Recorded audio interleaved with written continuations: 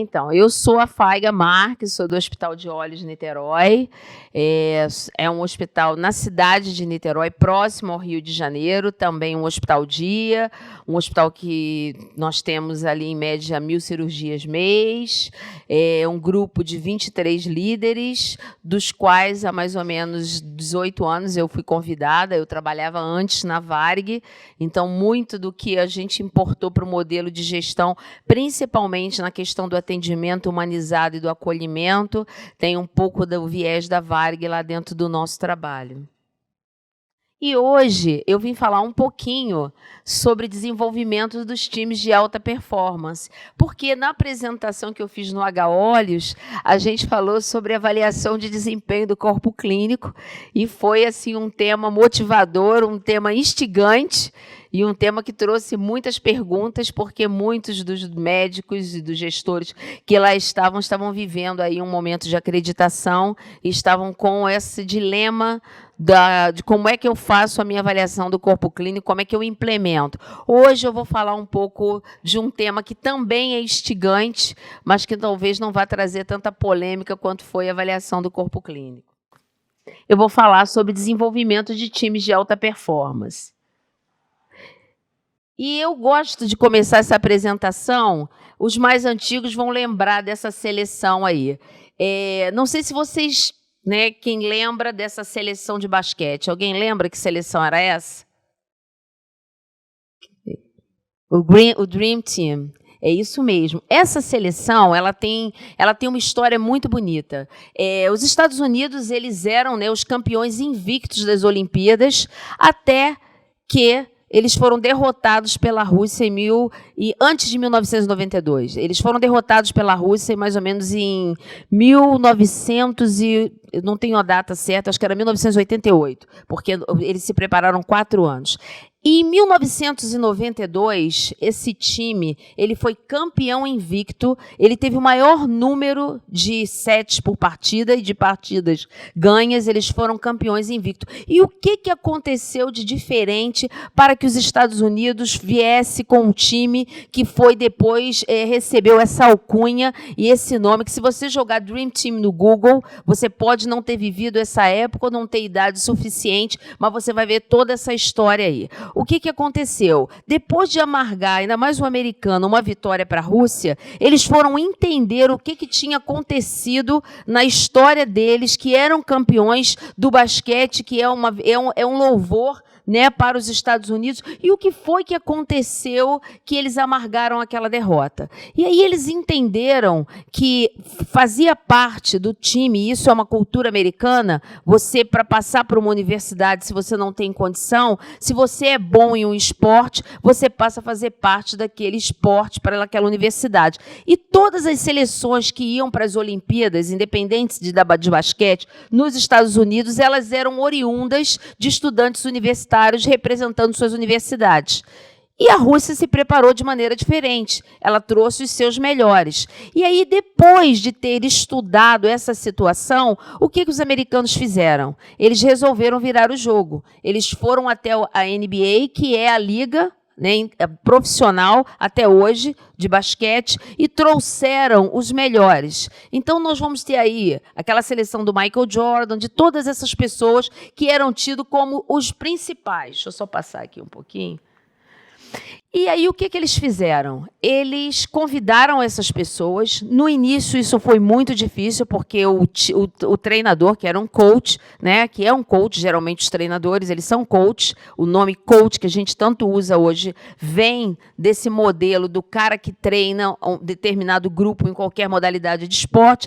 Ele convidou essas estrelas das mais variadas, mas eles tinham um desafio. Essas estrelas que brilhavam dentro das suas seleções profissionais, eles ainda não eram um time, eles eram um grupo de grandes estrelas que trabalhavam de maneira isolada. Então, ele trabalhou durante 4 anos, fazendo com que esses talentos, como a gente viu ali, como esses talentos e essas forças que proporcionassem um time de alta performance, e isso trouxesse vantagem competitiva e virasse o jogo. E ele conseguiu. A ponto de que, estudando a história do Dream Team, eu li uma coisa muito interessante, que eles jogaram contra Cuba.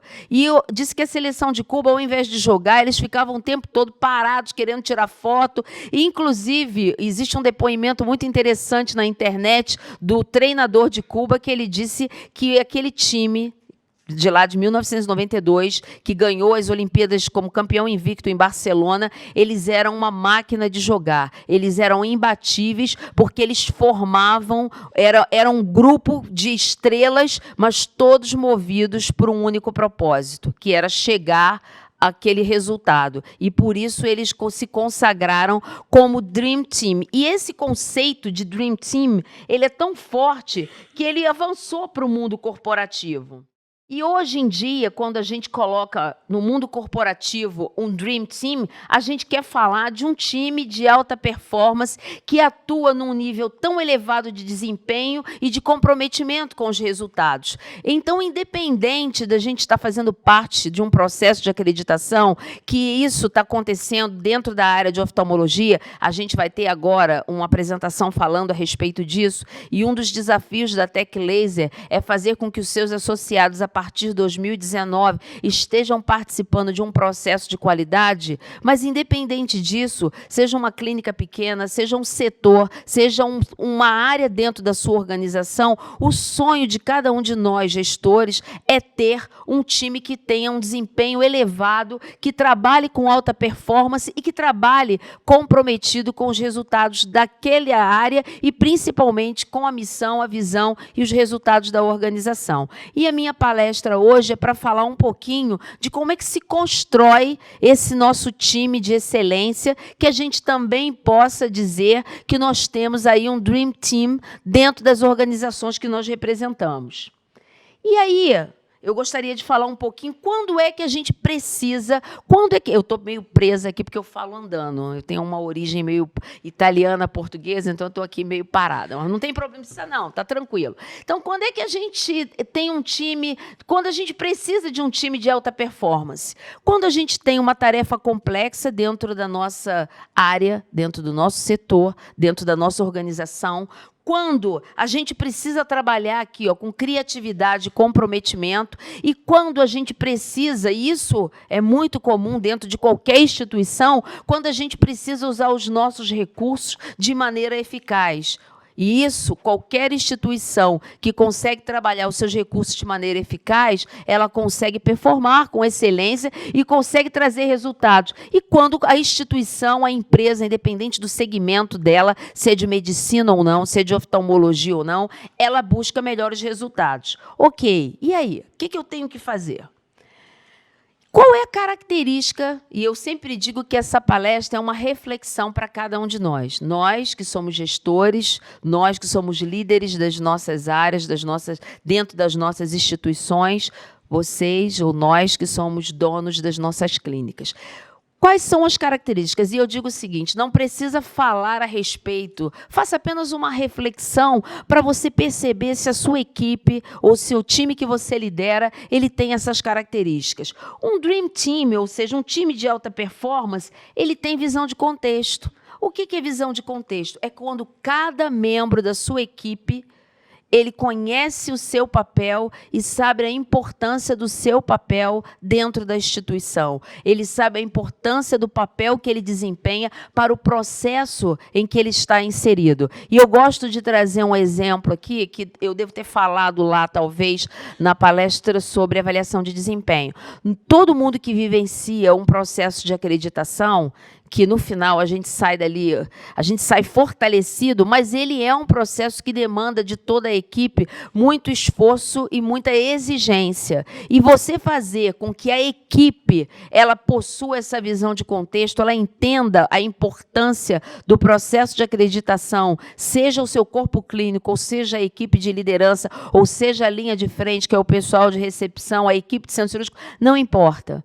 Agora, o que é visão de contexto? É quando eu sei a minha importância para o todo, mesmo que eu não compreenda de uma maneira erudita o que isso significa. E aqui eu paro para contar uma história. Na véspera da nossa visita de auditoria, E toda visita de auditoria, que é a visita de certificação. E eu lembro do Jonas, que é um dos nossos líderes da acreditação, do comitê de qualidade, falou assim: seu Gilberto, você não está cansado? Vamos dar uma parada. Ele falou assim: eu estou muito cansado, mas eu estou acreditando. Então, isso é visão de contexto. Isso é quando um membro da minha equipe, ele pode não conhecer a estrutura do meu protocolo e do meu processo, mas ele sabe da importância do papel dele, daquilo que ele está fazendo para que aquele processo dê certo. Naquela simplicidade das palavras dele, ele definiu tudo que a gente esperava e precisava da nossa equipe naquele dia. Então, um Dream Team precisa ter essa visão do contexto. Ele precisa ter seus objetivos comuns, mas como todos os objetivos, eles precisam ter métrica, eles precisam ser mensuráveis e eles precisam ser relevantes para a instituição e para a equipe.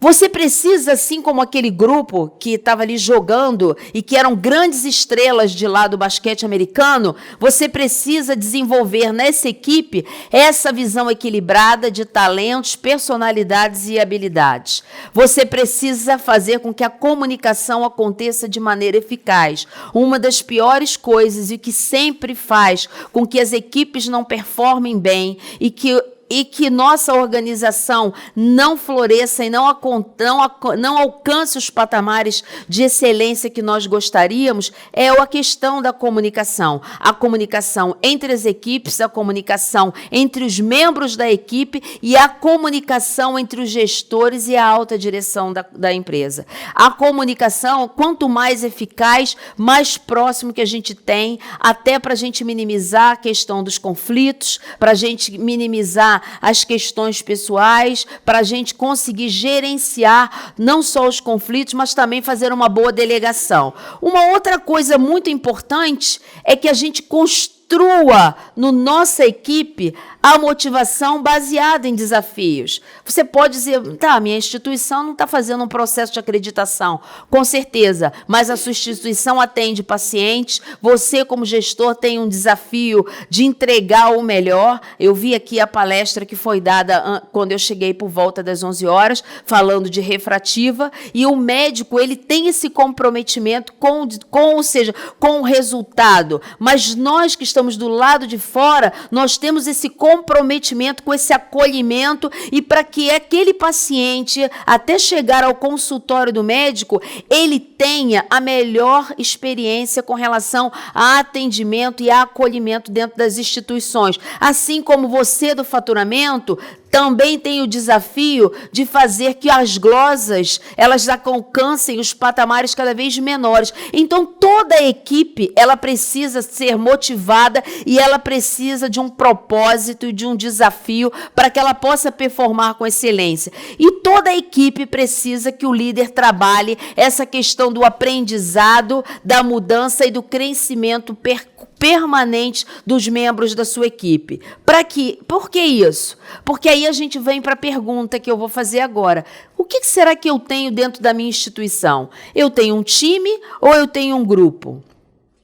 Quando eles convidaram aqueles jogadores de lá do NBA, provavelmente eles tinham um grupo de grandes estrelas. O trabalho feito ao longo daqueles 4 anos, desenvolvendo e formando aquela equipe, fez com que de grupo eles se transformassem num time. E o que é o time? É uma formação coesa, organizada e unida por objetivos comuns. Todo time precisa de um propósito. Assim como as nossas instituições precisam de uma missão, de um propósito para os quais elas nasceram, nossas equipes precisam de um propósito calcado na missão da organização, mas ela precisa entender a importância do trabalho dela para o cumprimento daquela missão. A gente precisa que as nossas equipes tenham complementariedade, ou seja, todos nós possuímos equipes diferentes, com pessoas diferentes, e cada um traz para dentro da sua equipe, traz a sua forma de agir, o seu temperamento. E o que o bom líder faz? Ele tira proveito disso tudo, fazendo com que a complementariedade, a união de talentos, a forma de pensar diferente, possa produzir resultados para a instituição. E aí a gente vai ter a construção do espírito de equipe acontecendo. E aí eu trouxe aqui um estudo muito interessante da Harvard Business Review que diz o seguinte, que mesmo as grandes equipes, elas só atingem 63% dos seus objetivos. E olha que interessante, quais são os motivos que fazem com que uma equipe de grande performance, ela não performe com 100% da sua excelência? Primeiro motivo, quando os recursos que são disponibilizados para aquela equipe são inadequados e eu, enquanto gestor, não tenho habilidade de trabalhar a minha equipe para performar, mesmo quando os recursos não são os que eu gostaria. Quando, novamente, quando a comunicação entre eu, enquanto gestor, a minha equipe, entre as equipes que compõem as equipes da instituição que eu represento e até mesmo entre nossa gestão e a nossa diretoria, quando essa comunicação ela é falha.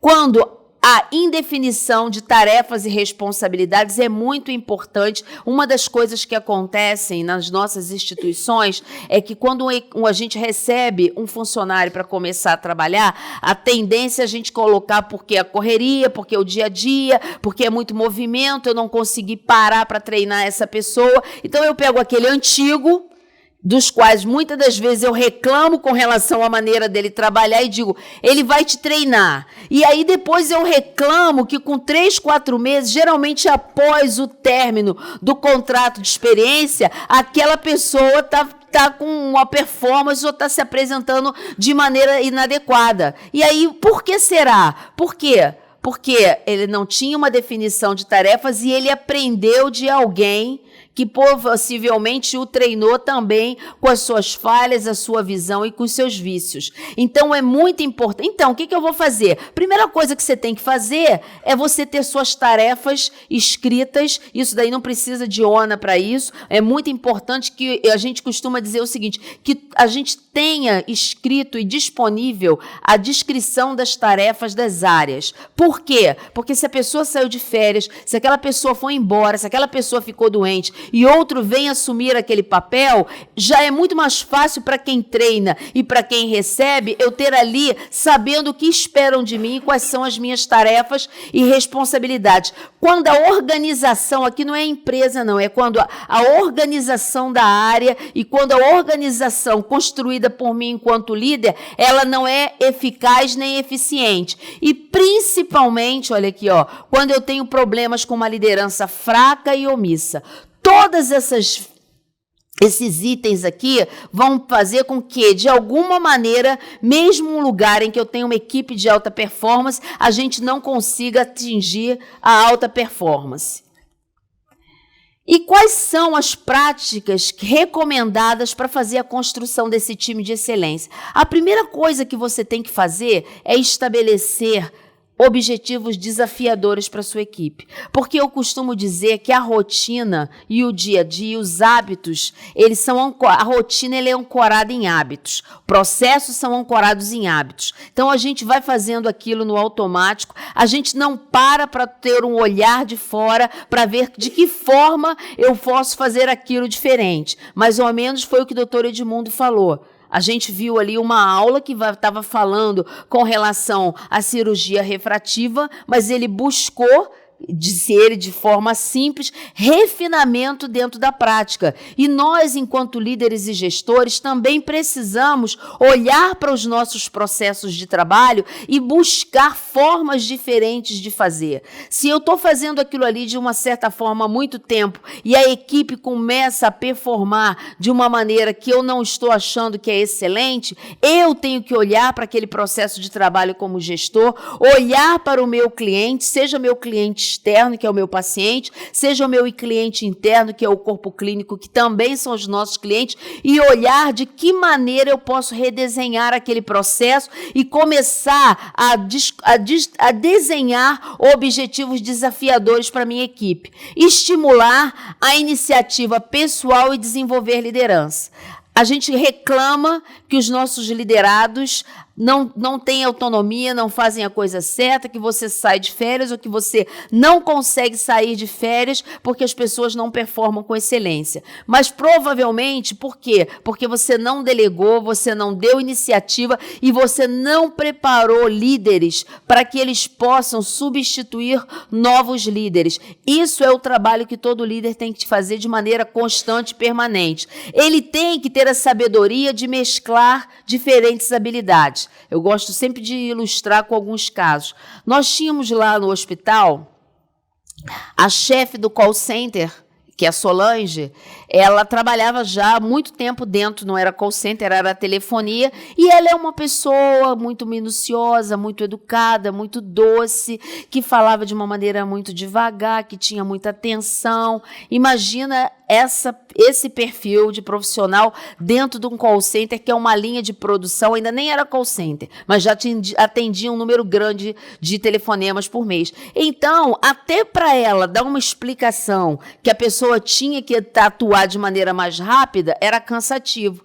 E aí a gente olhou para aquele perfil não estava adequado ali, mas nós tínhamos dentro do hospital uma área que demandava de mim muita atenção, que era uma área de atenção aos pacientes. Alguém para ouvir as demandas, alguém para ouvir as insatisfações ou as percepções dos pacientes com relação ao atendimento, que eles não tinham estado, de uma certa forma, satisfeitos. A gente criou um pequeno projeto, ainda não era uma ouvidoria, e colocamos a Solange para interagir com esses pacientes. Foi maravilhoso. Para mim, que não precisei mais gastar tanto tempo cuidando disso, a coisa fluiu de uma maneira maravilhosa. Hoje nós temos uma ouvidoria, que inclusive já foi premiada na SBAL, o processo ouvidoria da gente, e nunca mais eu tive um problema com um paciente, não que ele não saia com uma percepção de uma insatisfação ocorrida dentro do hospital, mas uma vez que ele passa lá pela Solange e que ela lida com aquilo, porque ela tem o que é necessário, ela sabe ouvir, ela sabe me cobrar quando precisa tomar uma atitude, ela sabe importunar o médico na medida necessária para que ele dê retorno com relação àquela situação. Isso foi mesclar uma habilidade diferente, que se de repente a gente tivesse olhado para a expertise dela naquele local, eu perderia ali uma pessoa que seria de extremo valor para o hospital. Então, nós temos como líderes que estar atento às habilidades dos nossos liderados. A gente precisa treinar e treinar o tempo todo, para que a gente possa fazer com que as coisas aconteçam, as pessoas performem e você esteja estrategicamente. Eu digo que o líder, ele não tem que estar no operacional, ele tem que estar na plateia, assistindo como é que as coisas estão acontecendo, porque você de fora, você tem a visão estratégica, se o seu processo precisa ser redesenhado, se você precisa mexer com alguma coisa, não. E para isso, você tem que ter uma equipe treinada. Então, cabe para a gente atingir esse time de sonhos, a gente está ligado ali que o treinamento ele tem que ser contínuo e permanente. E aplicar aqui a técnica do team coaching. O que é isso, a técnica do team coaching? Vamos lá ver. Como é que a gente constrói essa equipe de alta performance? Então, olha lá, um bom team leader, ou seja, aquele líder que aplica essa técnica do coaching dentro dos seus times, ele precisa ter essas características e usar essa metodologia. Ele precisa monitorar o trabalho, precisa dar feedback regular.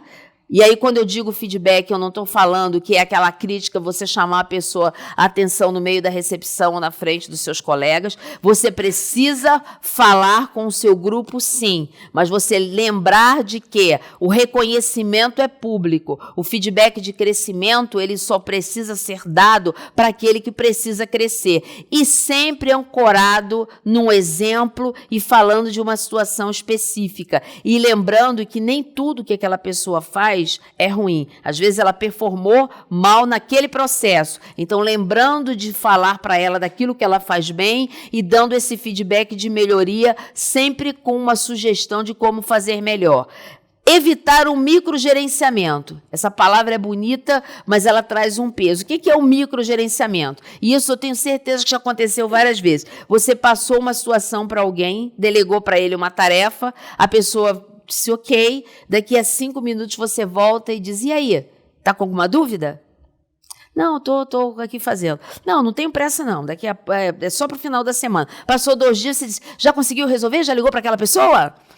Não, eu tô ligando aqui. Não tô cobrando nada não, mas é que eu só tô preocupada. Se precisar, eu tô aqui. Aí no dia seguinte você diz, e aí, já fez? Pô, você não fez ainda? E aí qual é a tendência que aquela pessoa, ou ela te diz como você fez? Não é assim não. Você faz o seguinte, pega o papel aí, liga. Você vai fazer isso, você vai falar isso e aquilo. O que essa pessoa vai fazer? Ela vai anotar e da próxima vez que você dê a ela um desafio, ela vai pegar um papel e vai dizer assim, como é que você quer que eu faça? Isso é o microgerenciamento, é a gente delegar e controlar o tempo todo. E aí a gente inibe a iniciativa, a criatividade e o crescimento e a autonomia da sua equipe. É importante que o líder valide suas decisões com o time, demonstre interesse pelas pessoas. Eu costumo dizer que quem não gosta de gente não pode trabalhar com liderança, porque isso aqui é um desafio permanente. E aliviar as situações estressantes. Lá somos 23 líderes que eu coordeno no hospital. E eu costumo dizer para eles o seguinte, qual é o nosso papel? Muitas das vezes a gente é chamado pela nossa direção e na hora que a gente vai conversar, o cenário às vezes é um cenário cinza, quando não é um cenário preto e branco. Qual é o papel do líder quando vai transmitir aquilo para a sua equipe? É trazer cor para aquele cenário, falar da importância daquilo que tem que ser resolvido, mas não chegar a dizer, gente, a coisa é terrível. Me chamaram agora na direção, eu participei de uma reunião, a coisa está terrível, a coisa está muito mal, vai ser gente mandada embora, vocês estão péssimos. Então, nós temos uma missão, que é aliviar as situações estressantes, é cobrar resultados, mas trabalhar a motivação da nossa equipe o tempo todo. Mesmo que a gente saiba que a situação ela demanda cuidados. A gente não vai inventar coisas, mas a gente vai minimizar o estresse e vai trabalhar apoiando emocionalmente as nossas equipes. Uma outra coisa é o reconhecimento. As pesquisas mostram, a gente já fez vários trabalhos lá de pesquisa de clima, e isso, de uma maneira geral, a maioria das pessoas, elas quando colocam sobre aquilo que é importante dentro das instituições,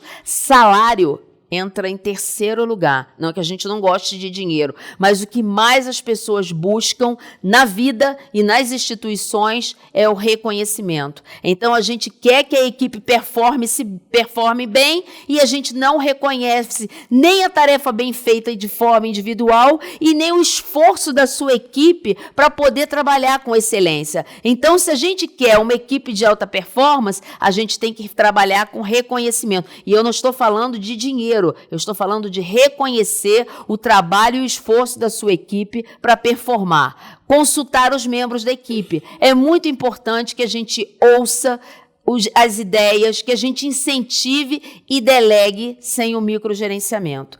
A gente precisa ouvir a nossa equipe para poder eles se sentirem conectados. Lembrando e voltando para aquele exemplo lá do time de 1992. Eu estudando como é que essa seleção foi formada, eram conflitos enormes. Imagina, cada um sendo um ícone dentro dos times que eles representavam e tendo que encolher para o outro aparecer. Então, o time, o coach deles, precisou entender que eles tinham um objetivo maior. Qual era o objetivo maior? O objetivo maior era vencer aquele gigante que mexeu com os brios dos Estados Unidos, que era a Rússia. E aí eu pergunto a você, qual é o objetivo maior da equipe que você representa? Qual é o objetivo maior da sua instituição? É esse propósito que a gente chama de um propósito inabalável que vai nortear a sua equipe e que vai se caracterizar no desafio que vai fazer com que ele chegue na segunda-feira,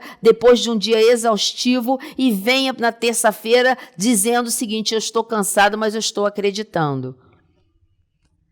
E aí todos os times, eles passam, igual eu digo que a formação do time é como se fosse a construção de uma criança.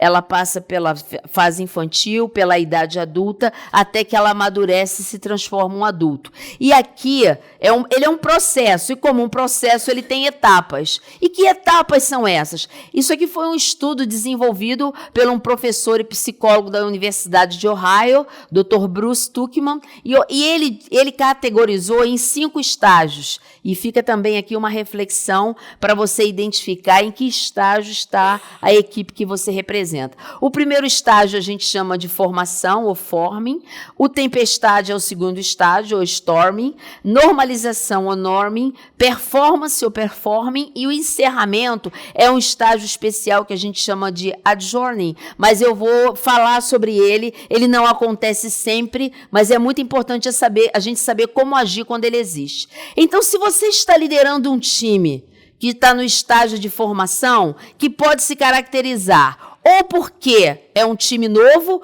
ou porque você chegou para você pilotar esse time, para você liderar uma equipe ou um projeto novo. Então, geralmente, qual é o moral desse time? Quando um time está nesse estágio de formação, todas as pessoas estão motivadas diante daquele desafio. Todos estão ali comprometidos, querem mostrar resultado. E o que você tem que entender enquanto líder para que esse time comece a crescer e a amadurecer? A primeira coisa, você precisa encorajar o comprometimento da sua equipe. Se é um time que está em formação, nós precisamos encorajar e gerar comprometimento em cima daquele propósito, daquele processo, daquela situação.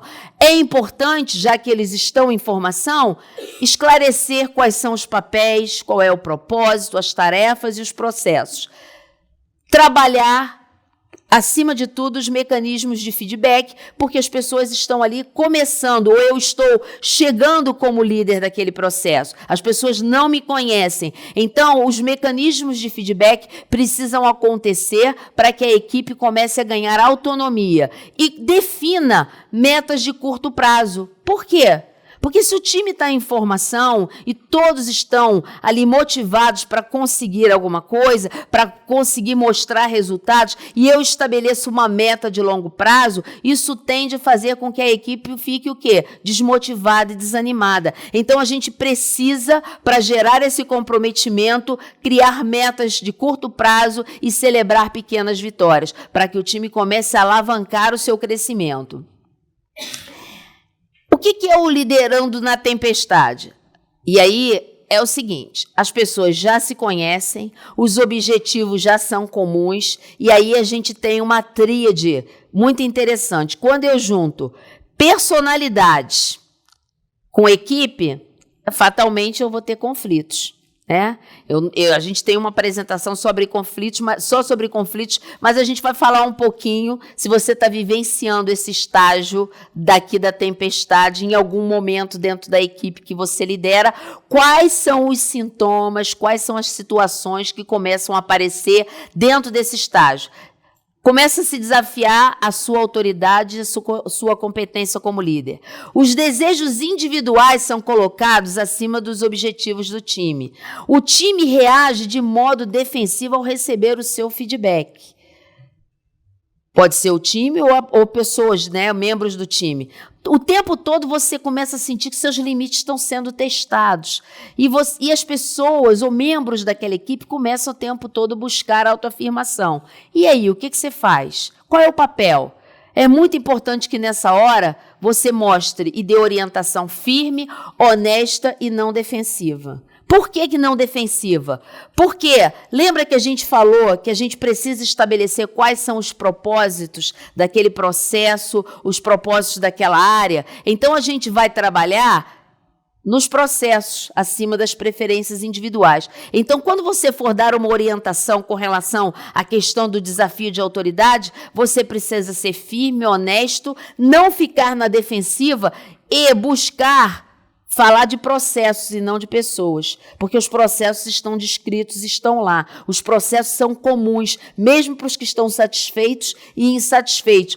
Use suas habilidades na resolução de problemas e na administração de conflitos. Dê feedback, eu vou falar o tempo todo, em todos os estágios, e encoraje o seu time a trabalhar focado nos processos acima das preferências individuais.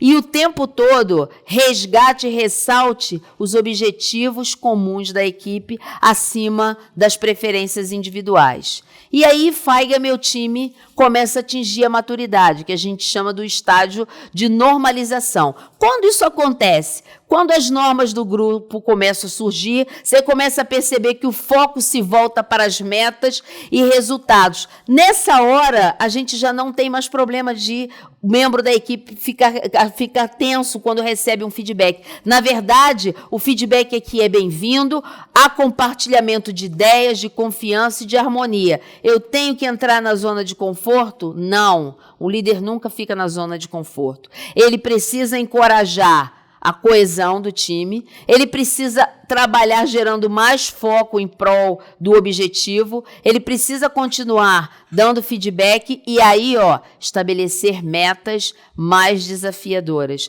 para que o time comece a performar melhor. Isso acontece muito. A gente viveu isso recentemente. Passamos pelo processo de acreditação, passamos pela ONA 3, que era o desafio dos 27. Inclusive do seu Gilberto lá, que eu estou cansado, mas estou acreditando. E aí aconteceu a acreditação. A tendência natural das pessoas é vibrar e depois entrar na zona de conforto. E aí você começa a perceber na sua equipe sinais de depressão.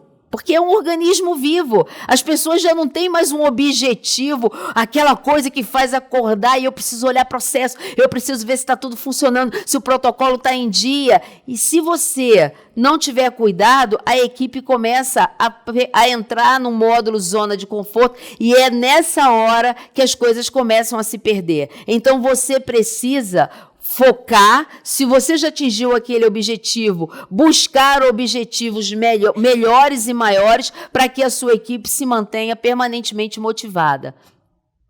E aí a gente chega aqui na maturidade. E uma equipe, ela está em alta performance dentro do mundo corporativo quando a gente tem a união de produtividade e desempenho, a coesão, a unidade e engajamento. E aí, o que eu faço? Aí é que você vai realmente fazer o seu papel. Você precisa canalizar todo esse potencial que foi construído ao longo desse processo, desse projeto, e manter o seu time motivado. Você precisa estabelecer metas mais desafiadoras. Você precisa reconhecer não mais os méritos individuais, porque eles nem querem isso. Eles celebram os méritos do time. Você precisa reconhecer os méritos da equipe. Você precisa não permitir que a equipe se prenda à zona de conforto, e nem você, enquanto gestor, pode se prender à zona de conforto por conta do que eu falei. E você tem que buscar soluções criativas e trabalhar o tempo todo aqui, gerando mais produtividade para a sua instituição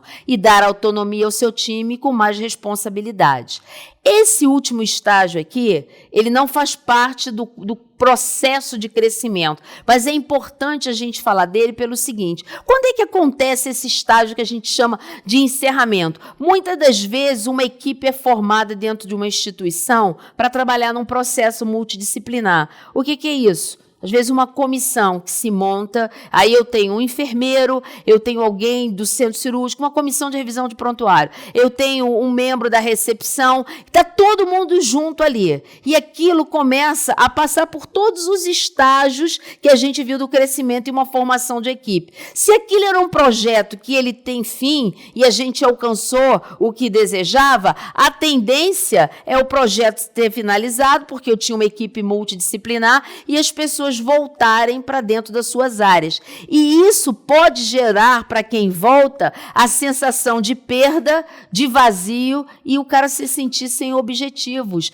E ele voltar desmotivado, achando que aquela área para a qual ele está voltando não atende mais às expectativas dele. Como é que eu faço para lidar com isso?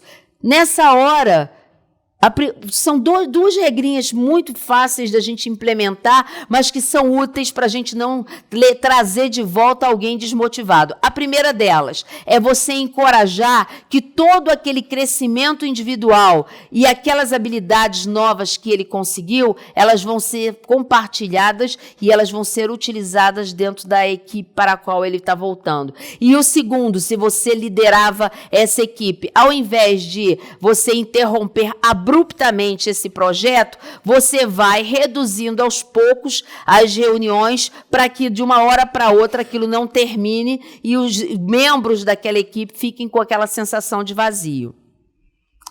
E já partindo aqui para o final, a gente falou da importância dentro de uma equipe de alta performance de duas palavrinhas que são diferentes, mas que se complementam, de produtividade e performance. Quando a gente fala de produtividade, a gente está falando de uma capacidade que o indivíduo possui e que o líder deve ter e construir dentro de cada membro de sua equipe, de produzir, de fazer mais, utilizando cada vez menos recurso e menos tempo. Isso é produtividade. Quando a gente fala de performance, a gente está falando de desempenho de cada membro da equipe e do time como um todo. É aquela história da visão de contexto. E como é que isso se une? Então, olha só. Apesar de não serem sinônimas, elas se complementam. Então, para produzir mais e melhor, o time precisa apresentar uma boa performance. E o time só consegue apresentar uma boa performance se o gestor ou líder entender qual é o seu papel dentro dessa construção de uma equipe. E a partir daí, ele vai ter um papel fundamental para fazer com que essa equipe atinja e supere as expectativas diante do setor que ele está coordenando, diante do projeto que ele está coordenando, diante do hospital ou da clínica que ele está gerenciando. Produtividade e performance não são sinônimos, mas são alavancados pelo líder. É o líder, com esse papel de coach, que faz com que a coisa aconteça. E terminando, como é que eu aumento a produtividade e a performance do meu time? Se eu pudesse deixar um slide para vocês, era esse aqui. Primeira coisa que você tem que fazer é uma reengenharia dos seus processos. Chegando lá dentro da sua clínica, do seu hospital, olhe para os seus processos. Mesmo que você ache que eles são excelentes. Como eu falei no início, os processos eles são ancorados em hábitos. Existe um livro muito interessante chamado O Poder do Hábito, que eu recomendo a todo mundo para ler, que é gestor ou não gestor. Os hábitos são os piores inimigos de fazer com que a criatividade e que a gente performe com excelência. Então, olhe para dentro do seu processo de trabalho, olhe para dentro da sua área na segunda-feira. Olhe para como o seu processo vem se desenvolvendo. Veja se não existe uma forma de fazer diferente. Ai, Faiga, não tem como, porque a gente já faz dessa maneira, o diretor da clínica pensa que tem que ser feito assim, e aí eu te pergunto, ao invés de dizer, a gente faz dessa maneira há muito tempo, por que você não pergunta assim, o que é que eu ainda não fiz, que eu poderia fazer de forma diferente, para que eu pudesse melhorar esse processo de trabalho, independente da área, seja do faturamento, da recepção, do call center, do centro cirúrgico, não importa. Olha para o seu processo e verifica se existe uma forma de você desenhar esse processo de maneira diferente para que ele se torne mais produtivo. Se você fizer isso, fatalmente você vai otimizar recursos. Você vai ver que existem recursos que estão sendo utilizados de uma maneira, às vezes, ineficiente e até causando desperdício. Isso acontece imediatamente. Quando isso acontece, a gente olha e diz assim, bem, se eu fiz uma reengenharia e vi que o meu processo pode ser feito de maneira mais eficaz e que eu tinha recursos sendo desperdiçados, certamente eu vou criar novos objetivos e novas métricas e metas diferentes vão acontecer. E aí você vai trabalhar o tempo todo como gestor, olhando que o seu papel é muito mais de alguém maior do que alguém que fiscaliza. Você é alguém que inspira as pessoas. Eu costumo dizer que o gestor, que o líder, ou mesmo se você é o médico, médico diante de uma equipe que você coordena dentro da sua clínica. Você, querendo ou não, se você se colocou nesse papel, as pessoas olham para você como um referencial. E como um referencial, você precisa inspirar a vida das pessoas, porque só inspirando a vida das pessoas é que elas vão acreditar naquilo que você diz e você vai conseguir promover mudança e criar uma equipe de alta performance. E aí eu trouxe, são 31 minutinhos, eu trouxe 4 depoimentos dos líderes lá do Hospital de Olhos. Quando eu montei essa apresentação, eu deixei livre, por isso que não tem nenhuma qualidade técnica aqui, eu pedi que eles fizessem do celular deles e enviassem, eu fiz essa apresentação na SBAL, que eu gostaria que eles falassem na visão deles o que era ser um líder coach. E eu vou terminar deixando isso com vocês. Meu nome é Analice, sou gerente do setor de call center. Para mim, ser uma líder coach é servir de exemplo para a equipe. E uma gestão que traz resultados é aquela que desenvolve e capacita seus colaboradores, promovendo assim a melhoria contínua dos serviços prestados. Olá, boa tarde. Meu nome é Deise, eu sou gerente de atendimento do Hospital de Olhos Niterói. Ser um líder coach é motivar a sua equipe através de atitudes e exemplos positivos que visam a melhoria no desenvolvimento e na produtividade. Meu nome é Gabriel Muzeiro, sou gerente administrativo. Ser um líder coach é conduzir sua gestão por meio de exemplos, pois o comportamento de seus liderados é o reflexo de suas próprias ações. E, de fato, enfatizando os objetivos a serem alcançados e os valores da organização. Olá, meu nome é Angélica Monteiro, sou gerente da marcação de cirurgias. O líder coach, ele sabe valorizar o que cada liderado tem de melhor. E para uma gestão de resultados é necessário bastante comprometimento da equipe.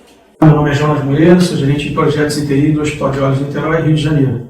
Ser um líder coach é ter a arte de fazer perguntas que geram insights, capazes de trazer à tona soluções para problemas e situações. Com isso, a gestão por resultados se torna mais efetiva, eficiente e eficaz. Grande abraço a todos. Para finalizar, eu gostaria de deixar um pensamento e uma indicação. O líder e o gestor, ele tem um compromisso maior do que com a sua liderança, com a sua formação e a sua construção pessoal. Você precisa trabalhar e se autodesenvolver de maneira permanente, porque senão você se esvazia no dia a dia e no dia seguinte você está vazio, não tem do que dar. E aí eu queria deixar aqui uma frase e dar uma dica. Existem vídeos fantásticos no YouTube. O Brian Tracy é um senhor de mais de 70 anos, os vídeos são legendados e ele tem vídeos de 10, 15 minutos que eu deixo como uma dica e uma referência para quem trabalha com gestão assistir, e um desses vídeos ele diz o seguinte: dedique-se constantemente ao aprimoramento pessoal, porque você é o seu mais valioso recurso. Independente da instituição que você trabalha, se você quer ser um líder que transforma a vida das pessoas, você precisa se aprimorar e se aperfeiçoar, e isso é uma missão que você tem com você, para que você possa ser esse líder que inspira. E aí eu queria agradecer a todos, muito obrigada aí pela oportunidade, mais uma vez a Tech Laser, estou à disposição para quem tiver perguntas e precisar. Aí está a nossa página, que a gente ali tem blog, tem tudo, quem quiser mandar e-mail está à disposição, tá bom? Muito obrigada, espero ter cooperado aí com a construção de líderes de alto desempenho para a montagem e construção de equipes de alto desempenho. Obrigada.